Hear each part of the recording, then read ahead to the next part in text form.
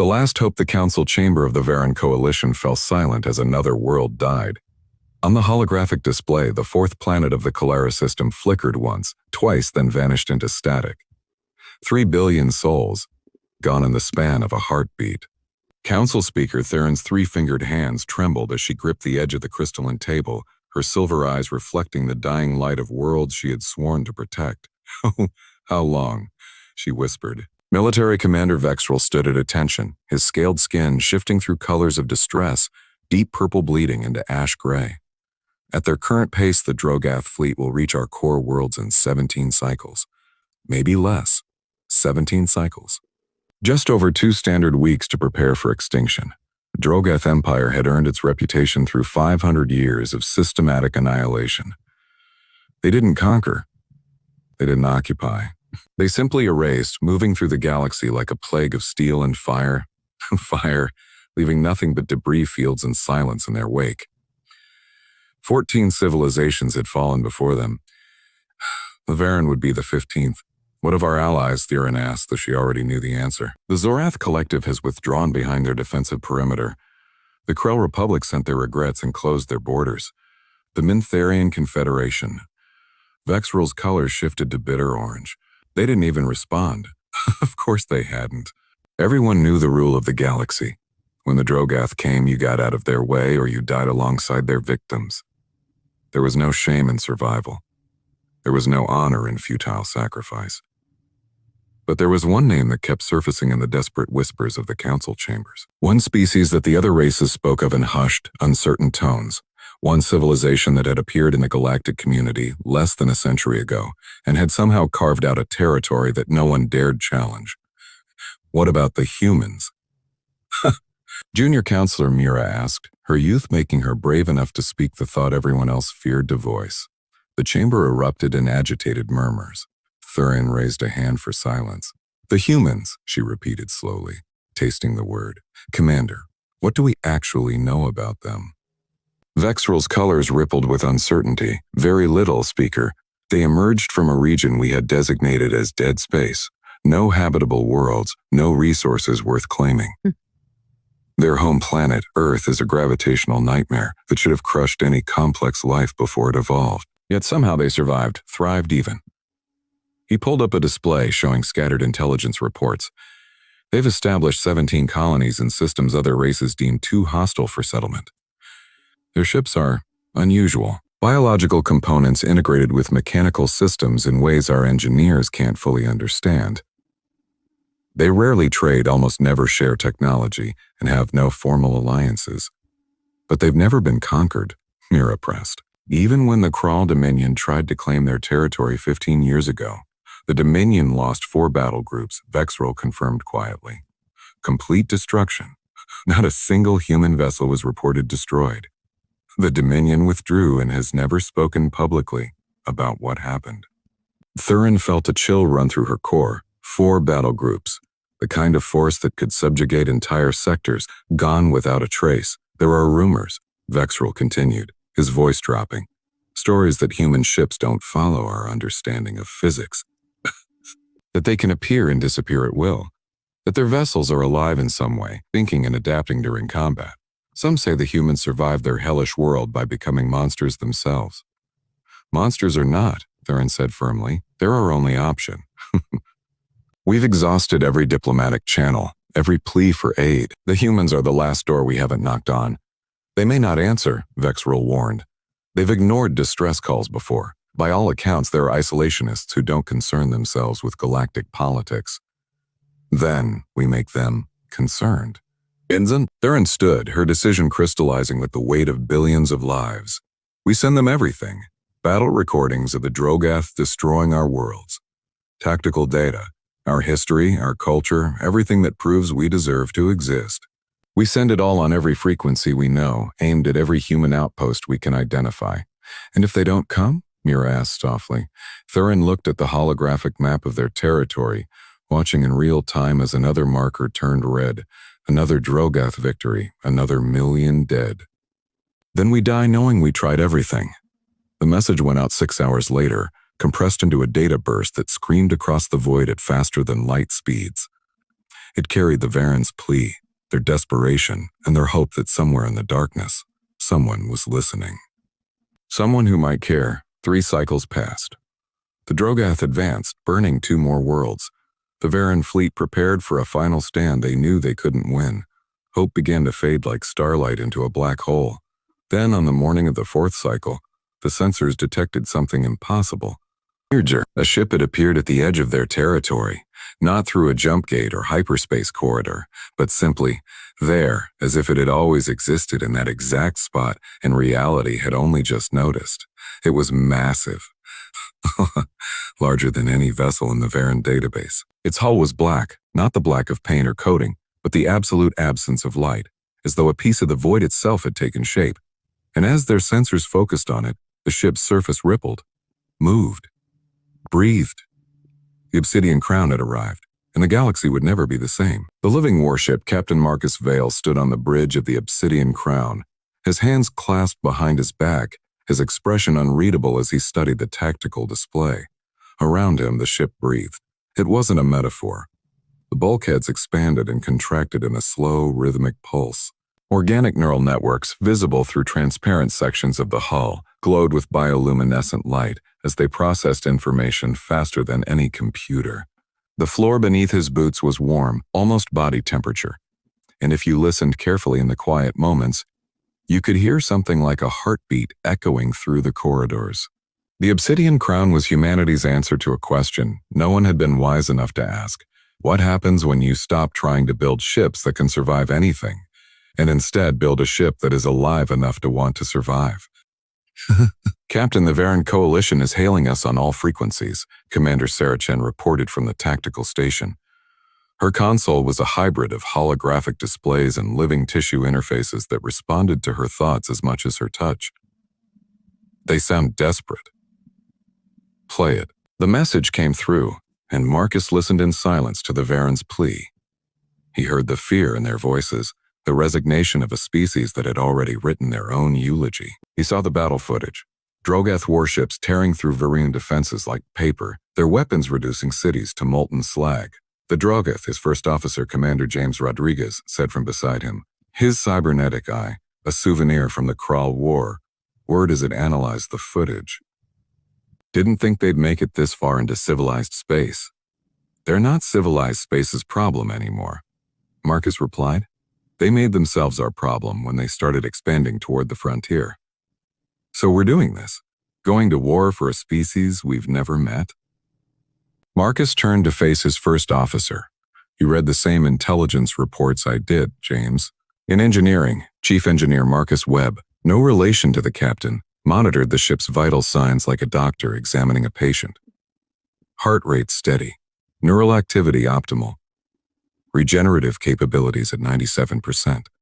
The Crown was healthy, angry, and ready to fight. Captain, Chen called out, we're receiving a transmission from the Drogath fleet. Audio only, no encryption. Let's hear it. A harsh, grating voice filled the bridge, speaking in the common galactic trade language. Unknown vessel, you are entering Drogath operational space. Withdraw immediately or be destroyed. This is your only warning. Marcus didn't hesitate. Obsidian Crown to Drogath fleet. You have invaded sovereign territory and committed genocide against a peaceful civilization. By authority of the Terran Colonial Alliance, you are hereby ordered to withdraw all forces and surrender for prosecution. You have 6 hours to comply. There was a long pause, then something that might have been laughter. Foolish mammals, we are the Drogath. We have conquered 14 civilizations. We do not surrender. We do not retreat. We erase our enemies from existence. Then you'll have the distinction of being the first empire we've had to completely destroy. Marcus replied calmly. See you in 17 hours. He cut the transmission. Well, Rodriguez said dryly. That went about as well as expected. Prepare for contact, Marcus ordered. And someone tell the Crown to get ready. We're about to show the Drogath why you don't pick fights with humans. Deep in the ship's core, where biological and mechanical systems merged into something greater than either alone, the Obsidian Crown registered its captain's words. Chemical signals cascaded through neural networks. Weapons systems hungry for use began their final preparations. The ship understood its purpose. It was built for this. To protect, to fight, to survive, and it would not fail. 17 hours until contact. The Drogath had no idea what was coming. First contact, the Varan homeworld of Theraxis hung in space like a jewel. Its 3 moons casting silver light across oceans and continents that had birthed a civilization 5,000 years old. In orbit, what remained of the Varan fleet, 47 warships, barely a fifth of their original strength, formed a desperate defensive line. On the bridge of the flagship Valiant stand, Commander Vexrel watched his tactical display with the resigned calm of someone who had already accepted death. The Drogath fleet approached in a formation they'd used to destroy a dozen worlds, a hammer and anvil, with heavy battleships forming the crushing front while cruisers and destroyers swept the flanks, eliminating any attempt at escape. 218 ships, the largest Drogath assault force anyone had ever recorded, against 47 defenders, and 1 human vessel that had maintained complete communication silence since arriving at the system's edge 6 hours ago. Status on the Obsidian Crown? Vexrel asked, not for the first time. Still holding position at the Kuiper Belt boundary, his tactical officer replied. No energy signatures, no movement, it's just sitting there. Maybe they realize they're outnumbered and fled. One of the younger officers suggested hopefully. Vexrel's scales rippled with doubt. The human captain hadn't seemed like someone who fled from anything. There had been something in his eyes, a certainty that bordered on predatory confidence. Still, what could one ship do against an armada? Drogath fleet entering weapons range in 3 minutes, Tactical announced. All ships final weapons check. Prepare to, Commander. Sensors practically shouted, the human ship, it's moving. The tactical display updated, and Vexrel felt his blood go cold for an entirely different reason. The Obsidian Crown wasn't moving toward the Drogath fleet. It was moving through space in a way that shouldn't be possible.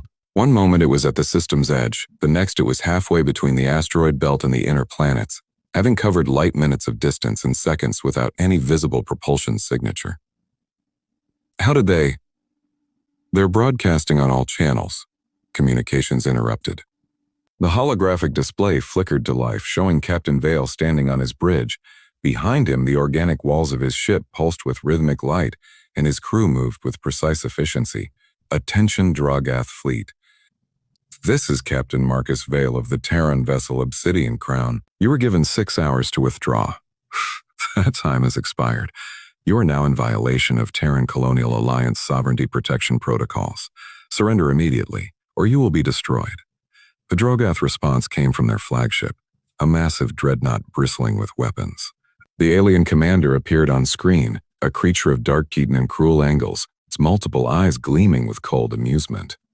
Terran fool, you are one ship, we are an empire. We will crush you, then we will find your homeworld and burn it too. The transmission cut off, because the Drogath flagship had just ceased to exist. One moment it was there, 3 kilometers of armor and firepower. The next, a beam of white-hot energy had struck its midsection, and the laws of physics had done the rest. The ship didn't explode. It simply vaporized, its atoms scattered across space in an expanding cloud of superheated plasma.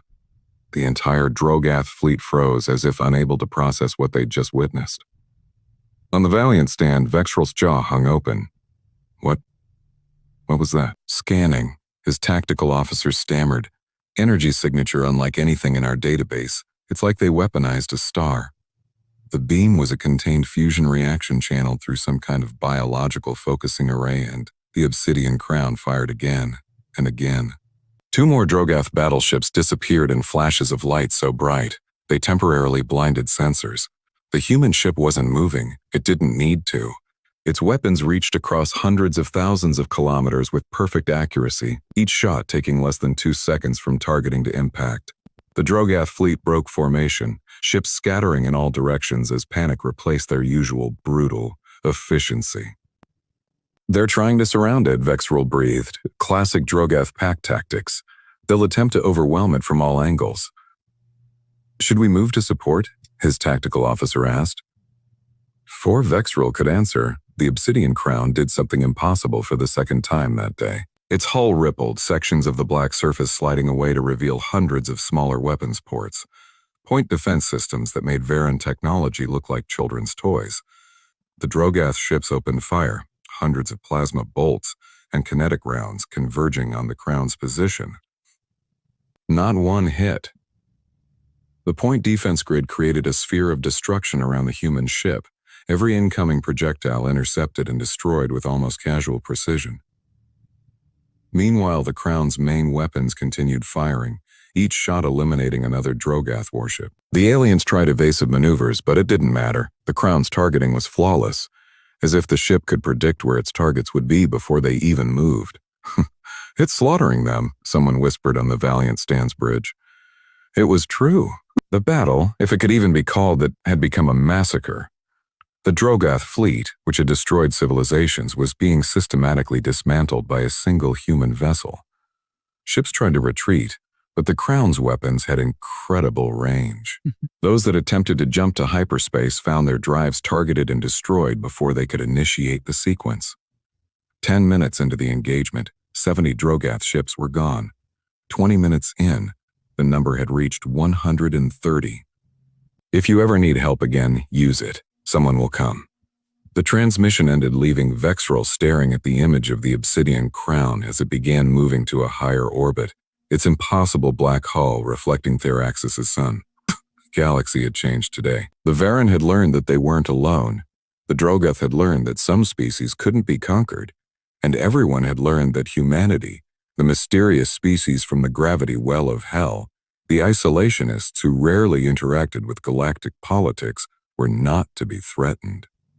Because when humans decided to fight, they didn't just win, they dominated absolutely, and somewhere in the depths of space and a dozen other systems, reports of the Drogath's destruction began to spread. Other aggressive empires reconsidered their expansion plans. Pirates gave human shipping lanes a much wider berth, and peaceful civilizations began to wonder if perhaps, just perhaps, they might have found an ally worth knowing.